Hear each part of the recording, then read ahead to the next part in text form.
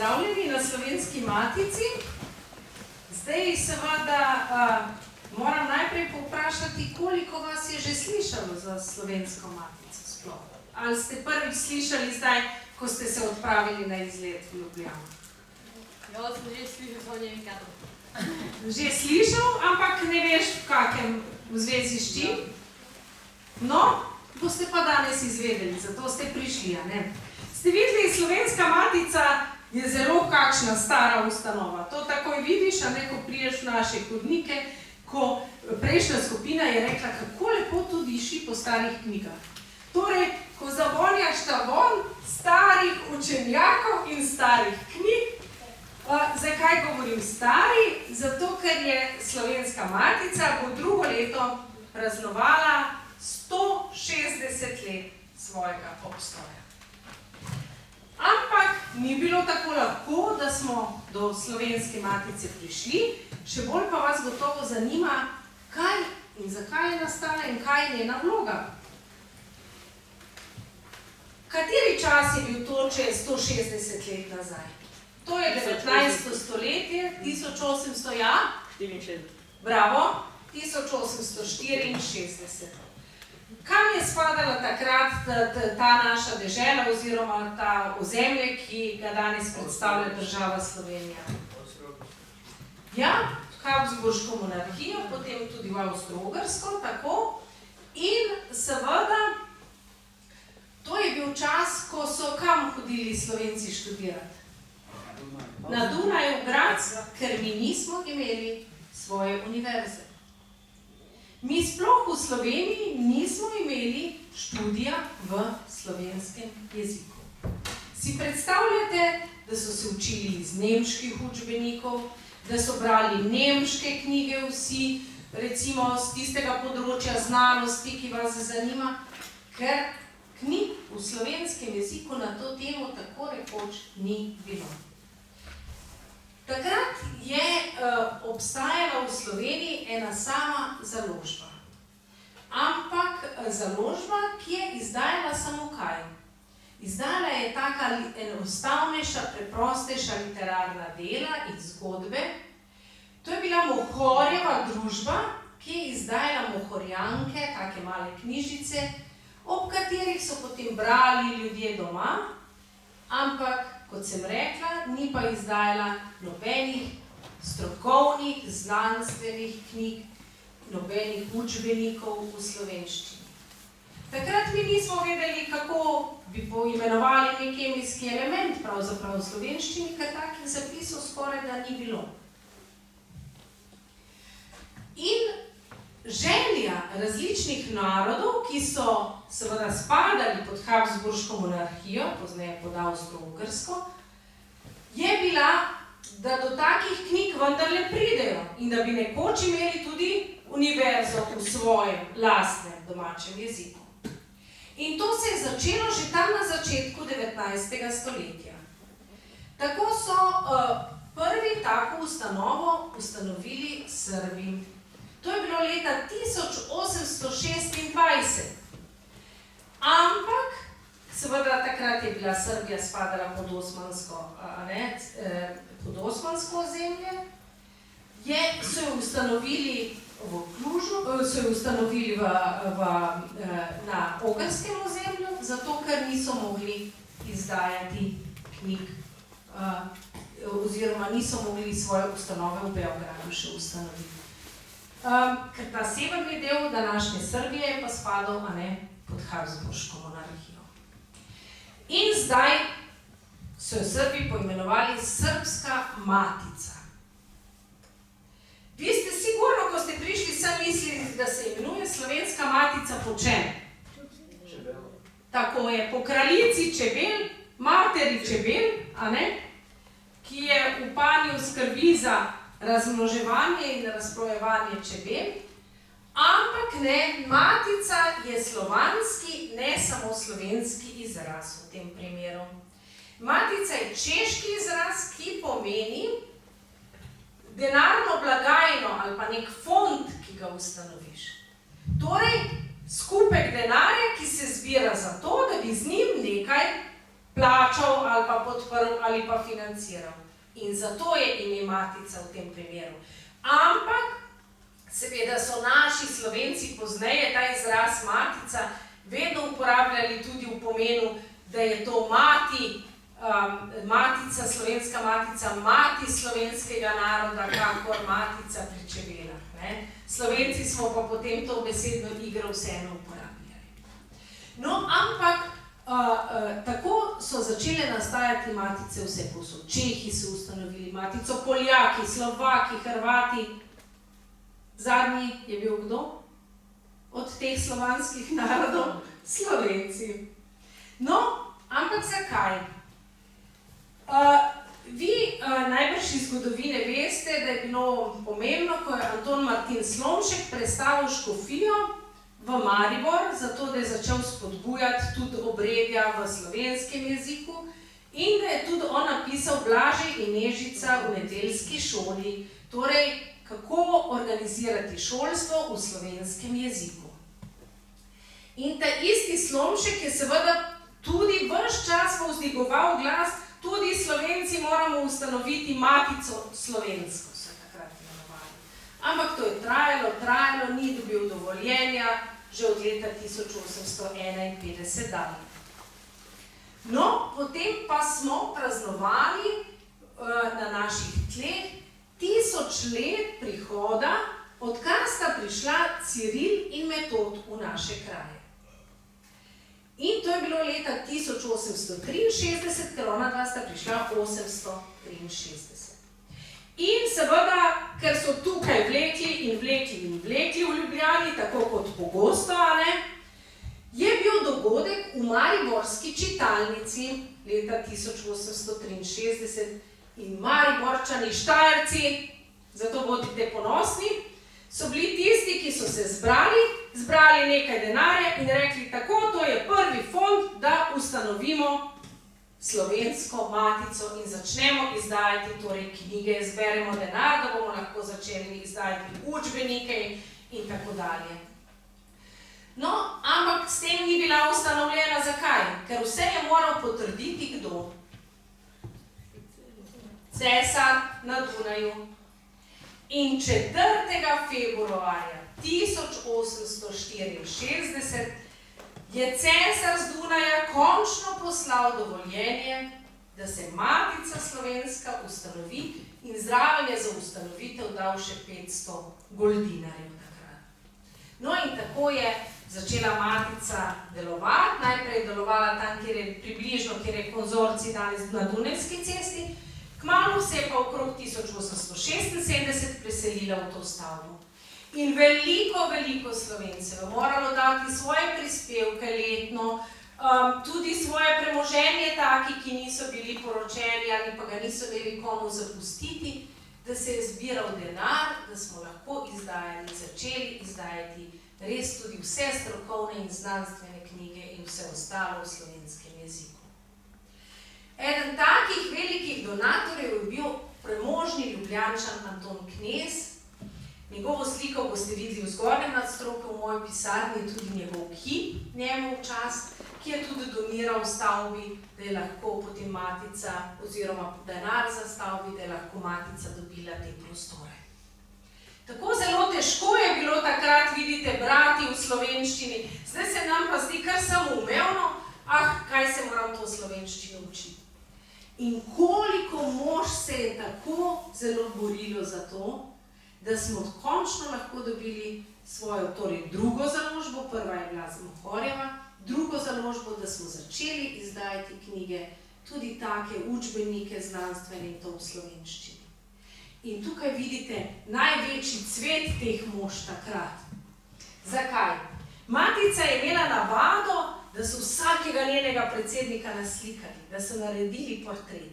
Ker Matica je organizirana tako, da ima predsednika, ki predstavlja Matico, in potem tajnika, reče se tajnik, ki je pa neke vrste izvršni vodja, tisti, ki dela in organizira vso delo na Matici in je tudi zaposlen. No, in predsednike so doslej vse slikali, tajnikov žal ne. Čeprav je bil prvi tajnik Slovenske matice je bil, morda kdo tega pozna, to je Fran Levstik. Fran Levstik je bil prvi tajnik Slovenske matice. In naslednji pomembni, zelo pomemben tajnik, bilo jih je še kar nekaj, kasneje uglednih akademikov, Franci Bernik in tako dalje, ampak tisti, ki je bil kar 35 let tajnik urednik Slovenske matice, tudi v času, ko se je Slovenija osamosvajala in je bil zelo pomemben, je prav tako Štajerc, največji živeči slovenski pisatelj, za katerega so na Frankfurtskem knjižnem sejmu rekli, da bi moral dobiti Nobelovo nagrado. A kdo ve, kdo je to? Drago Jančar. Drago Jančar je bil 35 let, je vodil to ustanovo. Vodili so pa jo sami moški, sami tajniki in sami predsedniki. In za Dragom Jančarjem sem jaz prišla kot prva ženska na Slovensko matico. Tako da vidite, kakšna moška družba je to pravzaprav bila. No, ampak pojdimo k predsednikom, ki so bolj pomembni, a ne? To je prvi predsednik Slovenske matice. Imenuje se Lovro Toman. Morda niste slišali za njega, ampak bil je zelo pomemben. On je bil izredno pomemben pravnik in je zelo hitro zablestel kot odvetnik in postal tudi svetnik v Kranjskem deželnem zboru in potem tudi slovenski poslanec na Dunaju. Bil je pa tudi zelo zaljubljen v eno čudovito pesnico, s katero sta si veliko dopisovala. Ona je živela doma iz gradu Preddvor, Josipina Turnograjska, sta se poročila, ampak žal je ona po težkem porodu zbolela, tudi dobila ošpice in umrla. In to je bila njegova velika tragedija. In potem je še bolj vneto in zavzeto delal za Slovence in za slovenski jezik, da bo končno enakopraven v Habsburški monarhiji oziroma Avstro-Ogrski kasnejši. Ne? No in doktor Lovro Toman, poglejte ga, kako se je dal naslikati. Bil je veličasten mož, zgleda tukaj po tej sliki, ne, zato se je dal naslikati do še pod pas, ampak v resnici je bil zelo majhen. Zato se je dal naslikati tako veliko sliko in portret, ki je daljši, da ga je naredilo bolj mogočnega. Tako so takrat delali take portrete in vedno so imeli zataknjeno seveda roko, tudi za suknjičem. To je bilo znamenje, da si zelo tak velik gospod. Za njim je bil Henrik Edwin Kosta, ki pa je tudi zelo mlad umrl. 42 let je zbolel za rakom in mlad umrl. On je bil čisto nemško vzgojen, že po imenu slišimo, ampak je zelo si zavzemal za rabo slovenskega jezika potem. In kako pomemben je bil, pove dejstvo, da je za njegovim pogrebom šlo 12.000 ljudi. Da si boste vi predstavljali, kako pomembni možje so to bili, da so iz vse Slovenije prišli ljudje na njihov pogreb. No, tega le boste prepoznali, če vam rečem, ki je bil naslednji, če vam rečem, da je urejal kmečke in rokodelske, kmetijske in rokodelske novice. Bil je veterinar po izobrazbi, Janez Blajvajs. Janez Blajvajs je bil tudi tak mož, ki si je na vse strani prizadeval za rabo slovenščine in je ta časopis tudi za kmete in za poljedelstvo izdajal, ki se imenuje Kmetijske in rokodelske novice. No, ampak ti so bili seveda zelo taki strogi možje in Levstik se jim je ves čas nekaj upiral, tako da ti so se imenovali Staroslovenci, Levstik in ta družba pa Mladoslovenci in ves čas so bili v nekem sporu, tako da Levstik je zelo hitro zapustil potem tajniško mesto.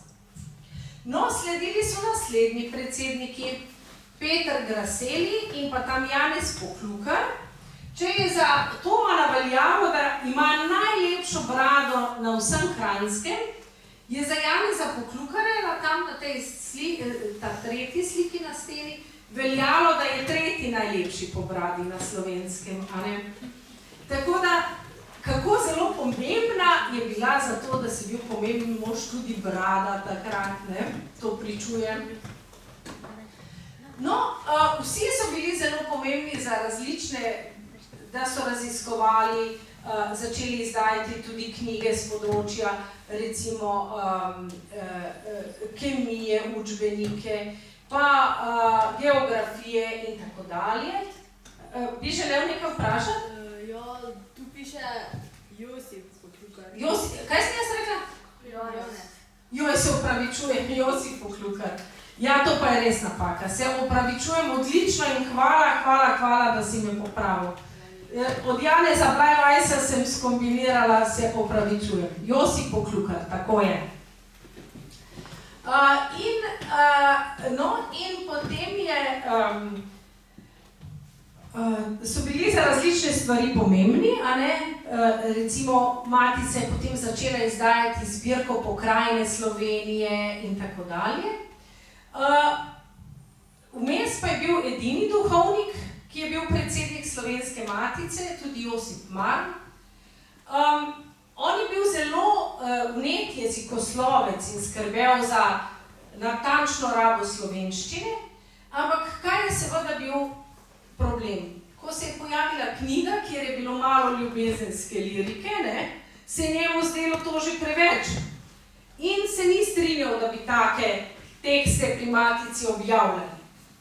In Matica je igrala vsestransko vlogo takrat. Ona je skrbela za to, da so se postavljali spomeniki slovenskim pesnikom in pisateljem, recimo Valentinu Vodniku. Ona je poskrbela, da je prišel Jernej Kopitar, po njegovi posmrtni ostanki, z Dunaja nazaj v Slovenijo. Matica je skrbela, da je odkupovala vsa besedila v slovenskem jeziku, torej rokopise pisateljev. Tako je že zelo zgodaj odkupila rokopise Valentina Vodnika, drugače jih mi danes ne bi imeli, ker bi se izgubili. Ampak, ko je prišlo na to, da je treba odkupiti rokopise Simona Jenka, pesnika Simona Jenka, je Josip Marn to zavrnil. In kaj se je zgodilo? Ti rokopisi so se izgubili danes. In danes rokopisov Jenkovih nimamo.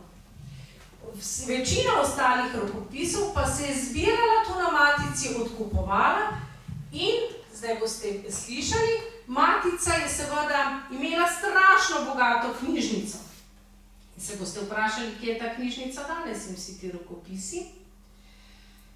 Slovenska Matica je bila najstarejše in je še danes najstarejše kulturno in znanstveno društvo, ker je bila prej kot ustanovljena kot seveda univerza, smo rekli, da ni bilo, pa ne Akademije slovenske znanosti in umetnosti. In ko se je leta 1919 ustanavljala univerza v Ljubljani, je Slovenska Matica vso svojo dragoceno gradivo dala današnji Narodni in študijski knjižnici, NUK-u. Zato, da je na tak način podprla univerzo v Ljubljani. Torej, Slovenska Matica je bila izredno pomembna, ker je bila prvo združenje slovenskih kulturnikov in znanstvenikov, ki je vse povezovala, tudi tiste, ki so na Dunaju delali in tako dalje. In je vzpodbudila ustanovitev univerze v Ljubljani, jo vidite tu zraven, na Kongresnem trgu, in je vzpodbudila tudi ustanovitev Slovenske akademije znanosti in umetnosti. In danes so vse pomembnejše, in sploh ne vemo, da brez Slovenske Matice morda tako hitro ne bi prišli do tega, predvsem pa ne bi imeli toliko slovenskih dragocenih rokopisov in tekstov in besedil ohranjenih. Tako da v tem pogledu je seveda zelo pomembna. No, ampak prvo res zlato obdobje Slovenske Matice, zdaj se boste pa obrnili pa pogledali na zadnjo steno, prvo res zlato obdobje Slovenske Matice, ko se je ustanovilo zelo veliko različnih zbirk in vsega, je pa obdobje, ko je bil predsednik Fran Levec, ga vidite na prvem portretu pri oknu. In če vi zdaj te portrete pogledate, Ivan Franke naj bi te 3 naslikal, čeprav pravijo, da naj bi tegale prvega naslikal Ludwig Grilc, ki je naslikal tudi vse ostale te 3. Ta je pa takoj drugačen portret. A vidite, da je čisto drugačen od ostalih. Pa je prevlečen z neko zeleno barvo, pa tako. Ta portret je pa naslikal znameniti impresionistični slikar Ivan Grohar. In seveda ni več tak realističen, on je dal to zeleno barvo, da izgleda bolj modrosten, da izgleda malo vzvišen nad tem realističnim dnevnim svetom, da izgleda bolj, a veste, kot učenjak še, ne? Kot neka podoba. In zakaj je Fran Levec tako zelo pomemben? On je bil profesor in bil je profesor največjega slovenskega pisatelja. Pisatelja, kdo bi bil to? Je pesnik. Je pa pisatelj. Kje ste bili danes? Kje ste bili, v katerem domu? Ivana Cankarja. In on je bil profesor Ivana Cankarja. In zdaj poslušate, kako zelo pomembni so učitelji, a ne? In profesori, in kako zelo jih morate ceniti, ker tudi Ivan Cankarka je zelo spoštoval in cenil svojega profesora in tudi ubogal. Fran Levec je takoj videl, kako zelo je on talentiran. In ko je šel študirati Cankar na Dunaj, mu je vnaprej iz strani matice plačeval denar, napiši še to, pa napiši še to, pa napiši še to, da je on ga oskrboval z denarjem. Cankar pa je pridno pisal. In zato je v 8 letih na Slovenski matici izdal kar 10 svojih knjig. Med njimi najbolj pomembne romane, kot so Martinka Čor, Na klancu, tudi krajše povesti Tujci in tako dalje. Roman Tujci pa še recimo imate tudi Novo življenje in ostale. Skratka, tako zelo pomemben je bil njegov profesor, da ga je spodbujal in pisal kar vprašanje, če bi Cankar toliko napisal in s tako močjo pisal, če ne bi imela ona dva tega dogovora, ne, tudi finančnega. Tako da to je res zelo dragoceno obdobje za Slovensko matico. Potem je pa za Franom Levcem pa prišel leta 1908, je pa prišel drug gospod, to je Fran Ilešič, ki ga vidite čist na tej steni, ne v sredini, ampak na desni strani. Fran Ilešič je pa po čem bil značilen? Fran Ilešič je pa se tako zelo bal za to slovensko jezik in besedo, da je rekel, da si morajo vsi južnoslovanski narodi povezati.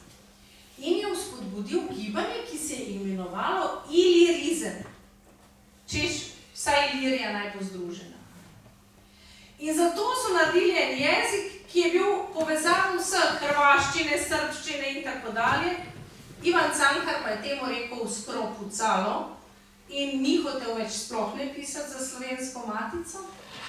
In v uvodu, ko boste brali zbirko črtic Moje življenje, je v uvodu napisal, da je z matice dobil en zmazek jezikovni, a ne leta, in da ga je takoj vrgel v ogenj, ker on pač je bil tako zvest slovenskemu jeziku in dobrih, res slovenskih besed. No, ampak Fran Ilešič se je moral pa tudi posloviti. Zakaj? Ker je prišla Prva svetovna vojna. In Slovenska matica je izdala roman Frana Maslja Podlimbarskega, Gospodin Franjo. In v tem romanu je on kritiziral avstrijsko vojsko, kaj dela v Bosni. In je seveda sam presvetli cesar, to, kar je leta 1864 ustanovil, leta 1914 nemudoma zaprl. Skratka, matici je bilo prepovedano delovanje. In od 1914 do 1917 ni delovala. No, potem pa tako vemo, kako se je iztekla Prva svetovna vojna in ustanovi se nova država. In v tem obdobju, od 1918 do 1920, je bil pa naš predsednik, tale v sredini, a ga kdo prepozna, letos praznujemo 100-letnico od njegove smrti in je razglašeno njegovo leto. Napisal je roman Visoška kronika. Ivan Tavčar je to v sredini tudi predsednik Slovenske matice. Skratka, vidite, sami ugledni res možje so tukaj vodili to ustanovo in poudarjali tukaj slovenski jezik, izdajanje knjig v slovenskem jeziku, tudi poudarjanje, da je povezano znanstveno slovensko, so vsi znanstveniki, ki delujejo tudi po svetu povezani in tako dalje. No, pred vojno, to je pa najdlje bil predsednik, Dragutin Lončar, on je pa bil med obema vojnama predsednik, pa vse do 1947, torej do konca, že po koncu druge svetovne vojne. On je bil prav tako profesor. In sicer, ko je v Idriji učil, je imel enega dijaka, ki je ves čas nekaj risal in risal in risal in risal med poukom. Vam učitelji seveda rečejo, da tega ne smete, ne? Ampak on je šel pogledati in je videl, kako zelo je ta dijak nadarjen, čeprav sam ni poučeval, ne, seveda likovnega pouka. In to je bil Božidar Jakac, ta njegov dijak, ki je kasneje tudi zelo veliko portretov naredil. No in če vi zdaj te portrete pogledate, smo vse avtorje, Tavčarja je naslikal France Pavlovec, tudi potem je večinoma Krajine slikal, redko portrete, no ampak Tavčarja je naslikal. Zdaj pa, če ta dva portreta pogledate, vidite, da sta nekoliko drugačna, Ilešič in Lončar. Čemu sta podobna? Zelo sta taka ostra, skoraj kot fotografija. Teh dveh portretov matica ni imela. In je po fotografiji veliko kasneje ta dva portreta naredila Adriana Maraš-Bernik, žena od znamenitega slikarja Janeza Bernika. Tako da smo celo zbirko tudi teh portretov predsednikov dopolnili. No, omenila pa sem vam, kako zelo težko je bilo seveda zbrati denar in dobiti, recimo, koliko je izdaja take knjige, ki jo tu vidite takrat stala, ne? Vse so mogli staviti črko za črko, nič ni bilo na računalnik, črko za črko so postavljali, ne? In potem odtiskovali.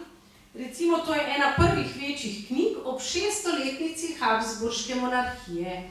Jo je izdala pod naslovom Spomenik, jo je izdala Slovenska matica.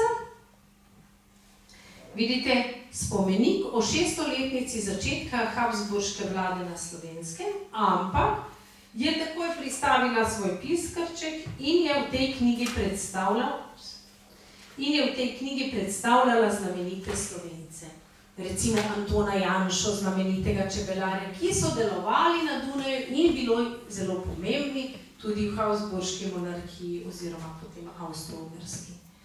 No, da je pa dobivala, ljudje so morali torej prispevati denar v ta fond in da je dobila svoje člane, tisti, ki je prispeval, je dobil takle, vidite, potrdilo.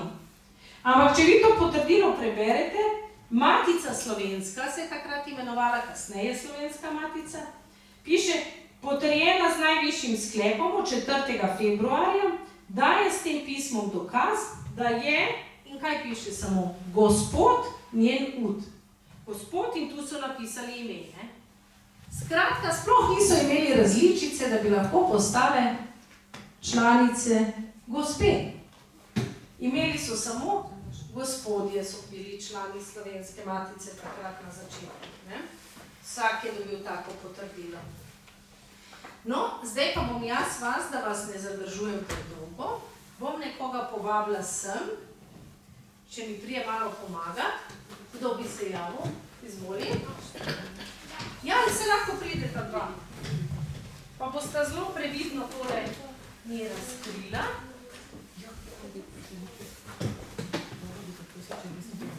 Ne razgrni, ampak zelo, zelo previdno. Ja, veste, v medetaži za deklice je zgoraj, za fante pa v spodnji medetaži, pa je odklenjeno. Se lahko fotografira, gospa? Seveda, se boste vsi prišli zelo previdno, da mi to ne zlomimo, a ne?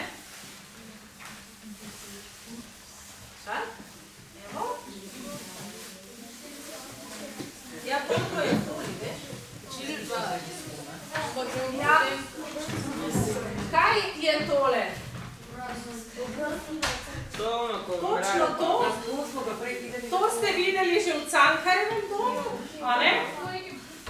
To je, pogledajte, kak je bil majhen in droban, ko je umrl, a ne? To je posmrtna maska Ivana Cankarja. A so vam tudi povedali, zakaj so delali te posmrtne maske? Noben vam ni Da se povedal. lahko ga spomnijo, kak je bil. Kaj, zakaj? Da se spomnijo, kak je bil. Ja, zakaj so pa morali vedeti, kako je izgledal? Da narišejo. Kaj so lahko iz takega delali?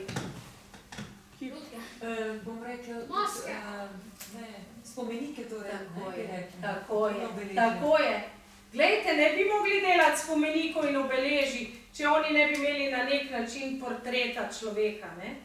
In zato je Matica zbirala posmrtne maske vseh teh, kadar je kdo umrl, je prišel kipar, odvzel odtis mrliču, a ne umrlemu, in to so morali kipari prav znati delati. In potem naredili tako posmrtno masko. In potem so jih naredili več izvodov, zato ima Slovenska matica in Cankarjev dom. Ko je Cankar umrl, takoj, ko je umrl, 1918. Ne? Tole pa ga mogoče poznate. To je pa pesnik, ki je napisal Sočo. Simon? Gregorčič, recimo. Skratka, to so bile, Matica je imela tako zbirko posmrtnih mask, večina se jih je potem izgubila, ker se je dalo delati za kak spomenik ali karkoli, ampak te še hranimo. Tu je pa Ivan Prijatelj je še, ne? To še imamo. Skratka, tako zelo je bila pomembna Matica za vse to, da je skrbela za zgodovino slovenske literature in zgodovino slovenske znanosti. In ker je knjiga zelo pomembna, smo tudi mi vam namenili, da boste potem, ko pridete v drugem krogu nazaj, vsak lahko odnesel skladno s področjem, ki ga zanima, smo več različnih področij dali, po eno knjigo, si jo postavil na polico in imel za spomin na seveda Slovensko matico kot eno najstarejših slovenskih založb in najstarejše slovensko združenje. Tako da si boste začeli delati tudi sami svojo knjižnico. Slovenska matica je bila res zbirala zelo dragoceno gradivo. Recimo tako gradivo je bilo tudi najstarejše slovensko tiskano besedilo. Katero je najstarejše slovensko tiskano besedilo, ki je bilo še pred... To je knjiga, cela knjiga. Kaj pa slovensko besedilo prvič, da je bilo natisnjeno? To je pa en stavek ob kmečkih uporih. Levkup, v Boga gmajna. In Matica je imela originalen letak, danes ga hrani tudi Narodna in univerzitetna knjižnica, kjer so Nemci poročali o celjskem kmečkem uporu in citirali, da so ti uporni kmetje peli levkup, v Boga gmajna, in to je ohranjeno. Skratka, tudi take stvari je Slovenska matica zbirala in darovala vse v knjižnice. Nazadnje smo darovali Cankarjeve rokopise, ki smo jih našli, in našli smo še nazadnje, ko smo pospravljali fotografijo posmrtnih ostankov Jerneja Kopitarja. To je bil znamenit jezikoslovec, ko so ga na Dunaju izkopali in prepeljali, da je danes pokopan v Sloveniji. Tako da vse mogoče stvari je delala za to, da ohrani slovensko literarno zgodovino.